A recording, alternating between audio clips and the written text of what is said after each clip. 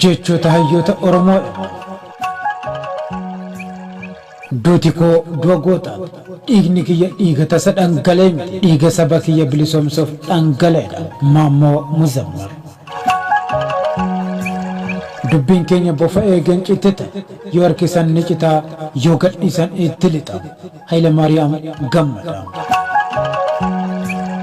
Ofumaa dhamaatan malee ana rasaasni hin danda'u agarii tolu.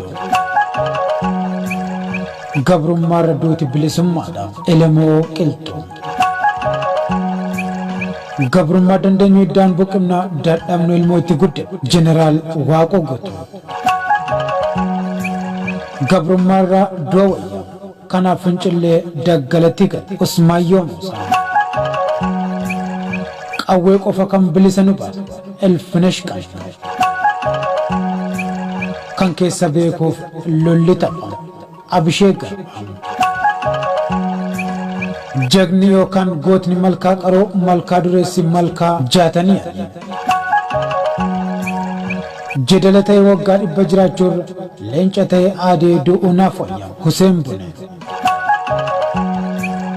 Namni seenaa isaan beekne bishaan gabatee irraate gara argeetti jallata. Artist Eebbisaa Addunyaa.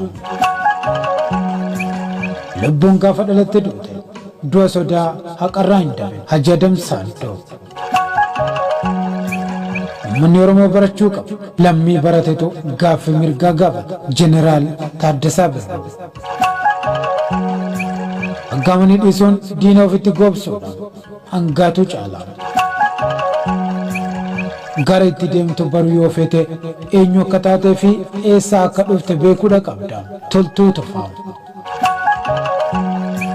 Yoomillee eenyummaa dura Oromummaa kon dursa yookaan Hayaam Oromoo faras jecha Jawaar Muhammad.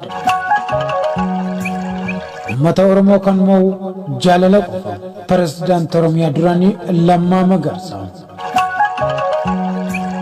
Diinni kee ceekuu irraa kan sitti ba'uu danda'u ati yoo gadi jetteef qofaadha. Dooktar Warqinaa Gabayyoo. Uummanni waan nyaatu dhabe mootummaa isaa nyaata. Dooktar Mararaa Guddinaa.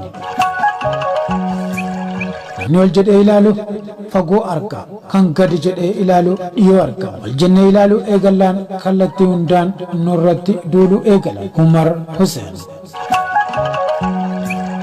Hidhaan Oromoof haarayaan furmaatas Baqqalaa Garbaa. Osoo lafti Itoophiyaa gadi fageenyaan qotamee lafee uummata Oromootu keessaa baha. Artist Hacaaluu Hundeessaa.